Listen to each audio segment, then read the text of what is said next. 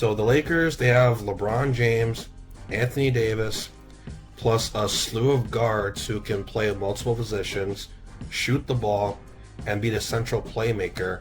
And they also have solid bigs who can defend and rebound really well. Although they couldn't cap up their Cinderella run, and I feel weird calling an NBA team a Cinderella because that's more associated with college basketball, the Miami Heat have a lot to look forward to over the next few years. They have a bunch of cap space, a bunch of young talent, a bunch of veterans, players and coaches alike, and one of the smartest men in the world, Pat Riley. Here is their off-season shopping list.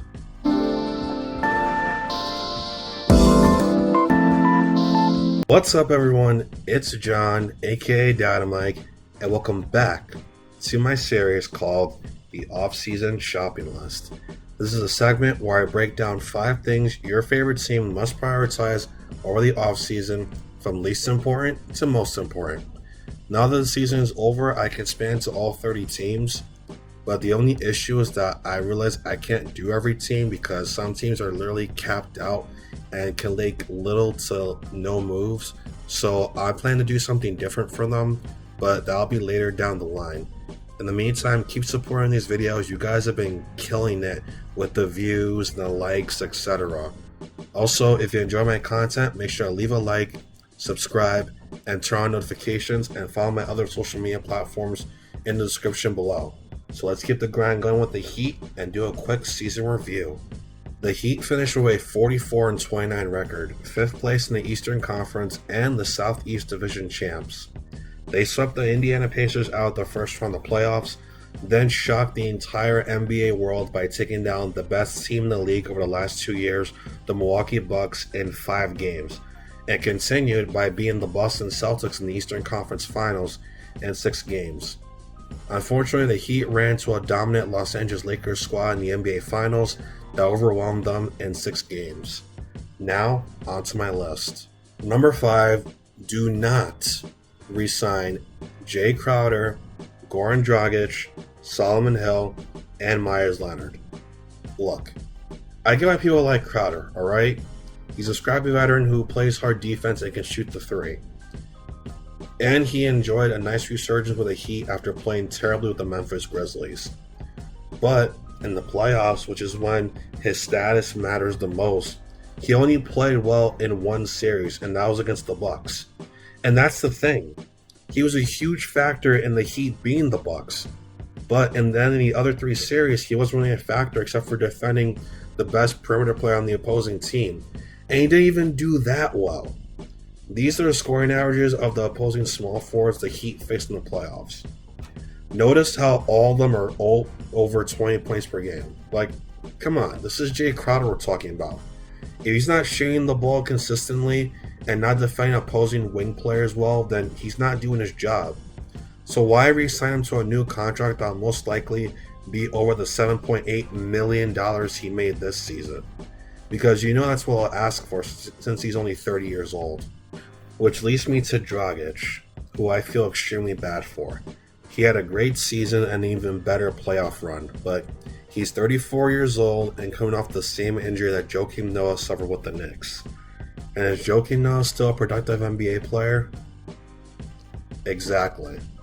Now look, I'm not saying Dragic will never be the same player again, but the other guys such as Tyler Hero, Kendrick Nunn, and Duncan Robinson proved themselves and are hungry for playing time, which means unfortunately Dragic is the odd man out, and Pat Riley isn't the type of front office executive to give players legacy contracts, if you catch my drift.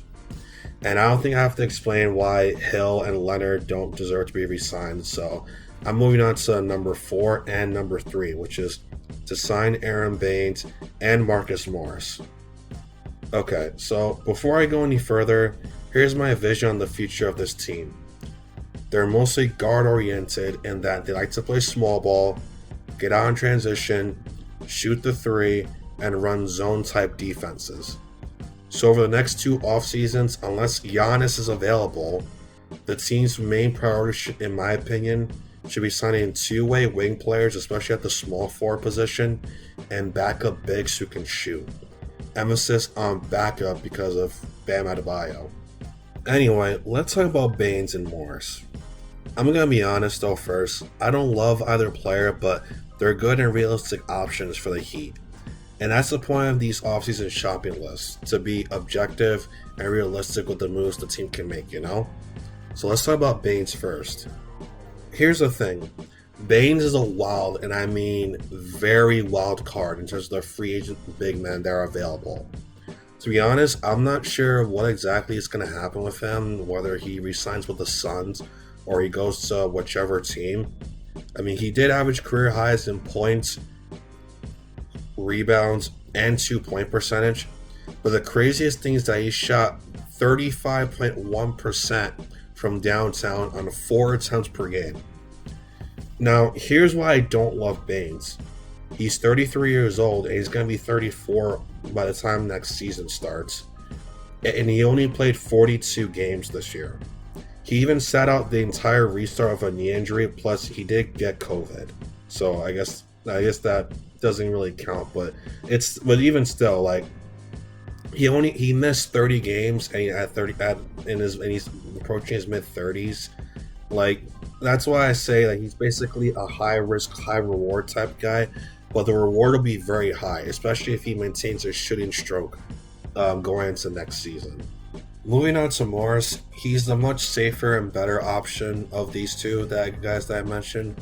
Although his regular season numbers, especially with the Clippers, weren't good, they did improve in the playoffs.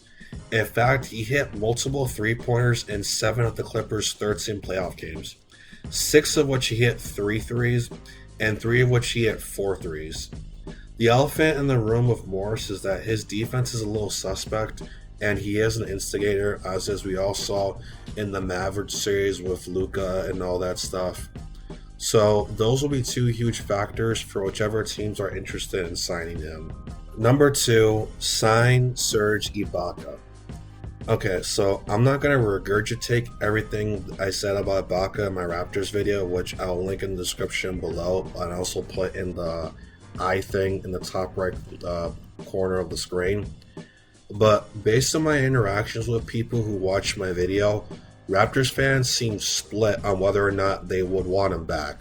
And I have to admit, so am I, because of everything that I said in the video. So if that's the case, I think he'd be a great option for the Heat, and they should come in and steal him before the Raptors have the chance to re-sign him back. And I'm pretty sure Ibaka will be okay with a backup role in a championship contender like the Heat, especially when he can be the 6th man or part of the second unit and be a spark plug off the bench with his inside-out game and while blocking everything in sight. And finally, number 1, sign Jerami Grant. Another player who I recommend should re-sign with their respective team in another video, which I will totally link in the description below and put in the top right corner of the screen. But anyway, for those who may not know or may have forgotten, because this happened basically right after the Nuggets lost to the Lakers, Grant actually opted out of his $9 million player option and is now officially a free agent. Now, I did say that the Nuggets should re-sign him, and they most likely will, but in my opinion, the Heat are a more enticing option for him. The Heat only have $82 million committed in cap space for next season as of the recording of this video, which means that they have enough money to give him a nice chunk of change. And the problem with the Nuggets is that even without Grant's player option, they still have around $98 million committed in cap space. That's not the exact number, but it's in that range. So who's the more enticing option here? Team A, who, although they made it to the conference finals, will heavily rely on you as a third scoring option and probably won't have that much money to offer you? Or Team B, that made it all the way to the NBA Finals, is in dire need of a solid two-way wing player such as yourself, will probably ask you to just, offensively just play within the offense, but then on defense you'll be guarding the team's best perimeter player, and you'll get your money's worth plus more. You tell me. And again, I'm not going to go into my whole spiel about Grant's numbers because I already said it in my Nuggets video. So yeah, that's it. Let me know what you guys think, and I'll see you guys on the next one. Peace.